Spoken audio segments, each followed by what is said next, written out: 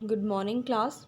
So today we are going to discuss about the determinants of supply. In our last lecture we have discussed about the meaning of supply, supply schedule and supply curve. Okay. So first of all we have to know that what is supply function. Supply function क्या होता है? supply function जो है वो क्या चीज़ study करता है? supply function study करता है functional relationship किसमें between the supply of a commodity and its various determinants. जिस तरह हमने डिमांड के डिटर्मिनेंट्स किए थे उसी तरह सप्लाई के भी डिटर्मिनेंट्स हैं। ठीक है, तो ये फंक्शनल रिलेशनशिप शो करता है कि सप्लाई का इसके डिटर्मिनेंट से क्या रिलेशन है, या फिर उसके जो डिटर्मिनेंट्स हैं, जो उसके फैक्टर्स हैं, वो सप्लाई के ऊपर किस तरह का अफेक्ट डालते हैं, ये हम यहाँ से स्टडी करेंगे। Clear? So we start with our first point, that is own price of a commodity. कि जो ओन प्राइस यहाँ पे मतलब क्या है? ओन प्राइस मतलब कि आप किसी प्रोडक्ट को सेल कर रहे हो तो उस प्रोडक्ट का प्राइस, ठीक है, मान लो हमारी बिस्किट की फैक्ट्री है तो उस बिस्किट का प्राइस, वो बिस्किट का प्राइस हमारी सप्लाई को कैसे अफेक्ट कर रहा है।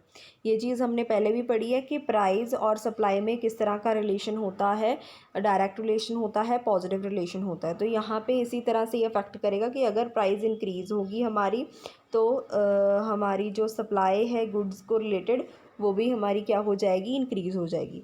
और अगर प्राइस डिक्रीज़ होगी और सप्लाई भी हमारी क्या हो जाएगी? फिर डिक्रीज़ हो जाएगी। ठीक है, कि अगर हमारा जो बिस्किट है वो ज़्यादा प्राइस में बिक रहा है तो हम उसकी ज़्यादा सप्लाई करेंगे, अगर वो कम प्राइस पे बिक रहा है तो हम उसकी कम सप्लाई करेंगे। क्लियर?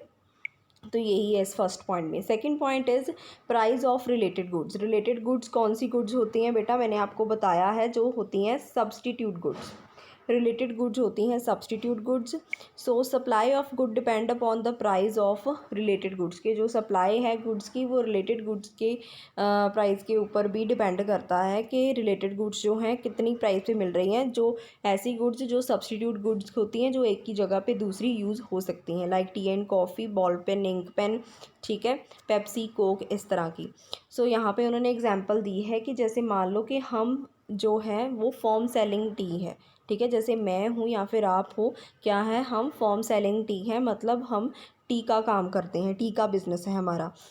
अगर हमारी मार्केट में कॉफ़ी की प्राइस जो है वो राइज़ हो जाएगी मार्केट में, ठीक है, if the price of the coffee rise in the market the firm will be willing to sell less tea. क्योंकि हमारी सप्लाई वाले चैप्टर में क्या होता है कि अगर किसी चीज़ का प्राइस बढ़ता है तो हम सप्लाई बढ़ाते हैं, अगर प्राइस कम होता है तो सप्लाई क्या हो जाएगी? कम हो जाएगी। अब यहाँ पे अगर हम टी बेच रहे हैं तो दूसरी जगह कॉफ़ी की प्राइस राइज़ हो रही है, हमारी टी की प्राइस राइज़ नहीं हो रही, तो इस केस में हम क्या करेंगे? जो हमारी फर्म है will be willing to sell less tea, हम लेस टी बेचना चाहेंगे, ठीक है, कम टी बेचना चाहेंगे एग्जिस्टिंग प्राइस पे। कहाँ पे? जो कॉफ़ी है वो 50 रुपीज़ केजी की मिल रही है और हमारी टी जो है हम 30 रुपीज़ केजी की दे रहे हैं, तो हम भी जो है टी बेचना जो है कम कर देंगे, ये सोच के कि जैसे ही आगे जाके हमारी टी के प्राइजेस बढ़ेंगे वैसे ही हम ज़्यादा क्वांटिटी जो है उसकी सोल्ड करनी शुरू कर देंगे। देखिए लास्ट लाइन यही लिखी है, the same quantity of tea will be sold only at a higher price. ठीक है, तो इस तरह से रिलेटेड गुड्स की वजह से भी हमारी सप्लाई पे अफेक्ट डलता है। ठीक है, नेक्स्ट है उसके बाद number of forms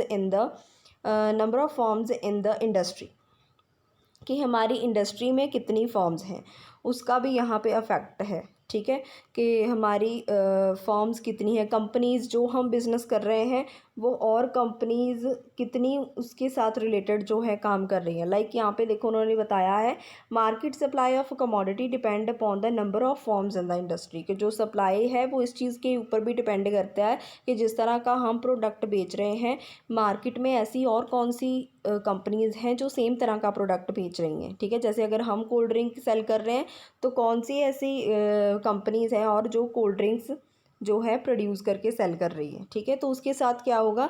increase in number of forms implies increase in market supply, मतलब कि अगर नंबर ऑफ़ फॉर्म्स इंक्रीज़ होंगी, नंबर ऑफ़ फॉर्म्स अगर इंक्रीज़ हो रही हैं तो हम मार्केट सप्लाई भी क्या कर देंगे? इंक्रीज़ कर देंगे। ठीक है, क्योंकि ऐसा ना हो हम सप्लाई करनी कम कर दें और हमारी जगह जो हमारा कॉम्पिटिटर है वो सप्लाई ज़्यादा करनी शुरू कर दें।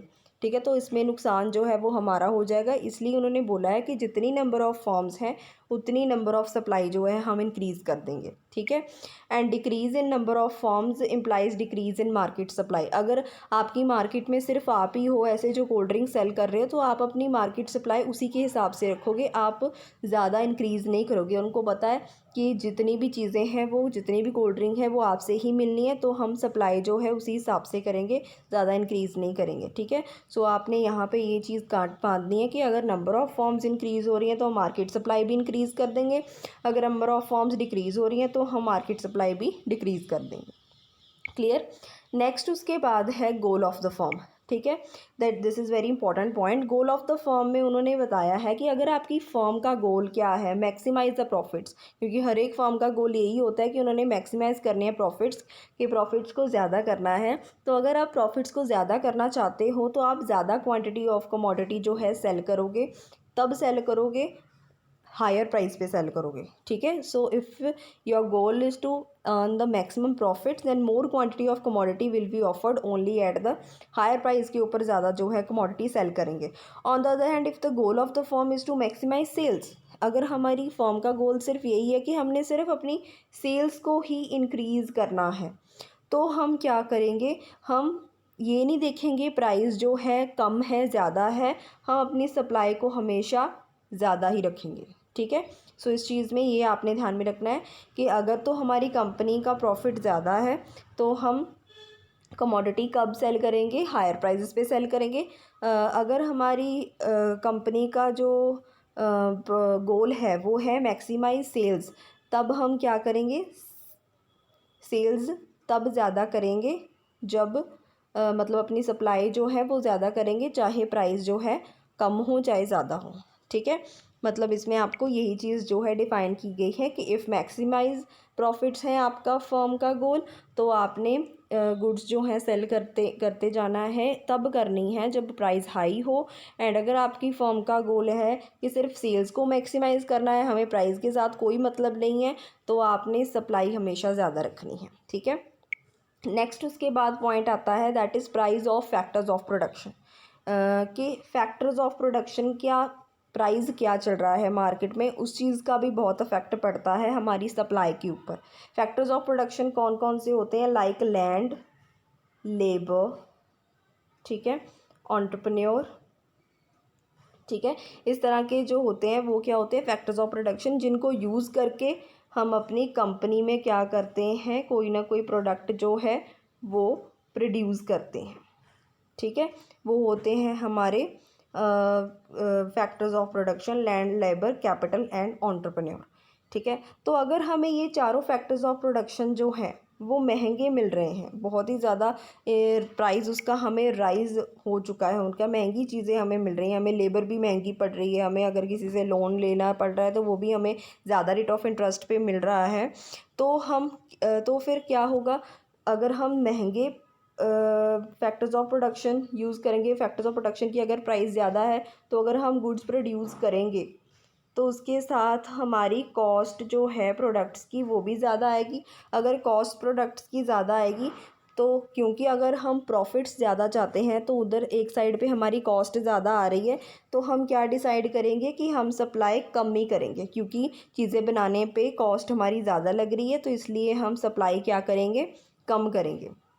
दूसरी साइड पे अगर फैक्टर्स ऑफ प्रोडक्शन की जो प्राइस है, फैक्टर्स ऑफ प्रोडक्शन की जो प्राइस है वो कम होती है, तो कम होने की वजह से हमारी कॉस्ट जो है वो कम आएगी प्रोड्यूस करने पे, और अल्टीमेटली हम क्या डिसीज़न ले लेंगे कि हम सप्लाई क्या करेंगे, ज़्यादा करेंगे, ठीक है। या अगर फैक्टर्स ऑफ प्रोडक्शन की प्राइस कम आती है तो कॉस्ट भी कम आएगी, तो हम सप्लाई ज़्यादा करेंगे। अगर फैक्टर्स ऑफ प्रोडक्शन जो है उसकी प्राइस इंक्रीज़ हो गई है और जिसकी वजह से हमारी कॉस्ट भी इंक्रीज़ हो रही है, तो हम सप्लाई क्या करेंगे, कम कर देंगे, ठीक है। सो आपने यहाँ पे ये याद रखना है कि फैक्टर्स ऑफ प्रोडक्शन का और सप्लाई का ऑपोजिट रिलेशन है, कि अगर फैक्टर्स ऑफ प्रोडक्शन की प्राइस इंक्रीज़ होती है तो हमारी सप्लाई कम हो जाती है, ठीक है। नेक्स्ट आता है state of technology, improvement in the technique of production reduce the cost of production, ठीक है। कि अगर हम अपनी टेक्निक्स में किस तरह का चेंजेस ले आए। पहले हम मैनुअल वर्क करवाते थे, अब हम रोबोट्स की हेल्प से जो है काम करवाते हैं। तो उसकी वजह से क्या होता है, जो घंटों का काम है वो हमारा मिनट्स में जो है कंप्लीट हो जाता है, और जिसकी वजह से हमें लेबर भी ज़्यादा देनी पड़ती है और हमारी कॉस्ट ऑफ प्रोडक्शन भी है जो रिड्यूस हो जाती है। मतलब चीज़ों को प्रोड्यूस करने पे जो हमारी कॉस्ट लगती है वो कम हो जाती है, और अगर कॉस्ट कम होगी तो अल्टीमेटली हम सप्लाई क्या करेंगे, ज़्यादा करेंगे। ठीक है। सो टेक्नोलॉजी का भी बहुत ही ज़्यादा अफेक्ट पड़ता है हमारी सप्लाई के ऊपर, कि अगर हम इम्प्रूव टेक्निक्स यूज़ करेंगे तो उससे जो है हमारी सप्लाई के ऊपर जो है फेवरेबल इफेक्ट जो है पड़ेगा। क्लियर। नेक्स्ट पॉइंट है इसके बाद बिजनेस एक्सपेक्टेशन। बिजनेस एक्सपेक्टेशन के इसमें आता है कि हाँ, अगर ऐसी सिचुएशन हो कि बुलिश एक्सपेक्टेशन हो, मतलब आपको अगर ऐसा लगे कि आगे जाके लोगों की डिमांड आपके प्रोडक्ट को लेकर ज़्यादा होने वाली है। बुलिश एक्सपेक्टेशन का मतलब बेटा यहाँ पे होता है कि आगे जाके जो है हमारे प्रोडक्ट्स की डिमांड क्या होगी, ज़्यादा होगी। और एक होता है बियरिश एक्सपेक्टेशन। बियरिश एक्सपेक्टेशन का मतलब है कि हमें लग रहा है कि आगे जाके हमारे गुड्स की डिमांड क्या होगी, कम होगी। यहाँ पे मैं डिमांड की बात कर रही हूँ, अभी सप्लाई की बात नहीं कर रही। ठीक है। तो अगर ऐसी एक्सपेक्टेशन होती है कि हमारे गुड्स की जो डिमांड है वो आगे जाके ज़्यादा होगी, तो उस केस में हम सप्लाई भी क्या करते हैं, ज़्यादा करते हैं। ठीक है। अगर हमें लगे कि डिमांड आगे जाके हमारे गुड्स की ज़्यादा होने वाली है तो हम उसके बदले में सप्लाई भी ज़्यादा करेंगे। ठीक है। जैसे कि मैं मास्क बना रही हूँ, तो मुझे पता है कि हर एक तीसरे बंदे को अब मास्क चाहिए। ठीक है।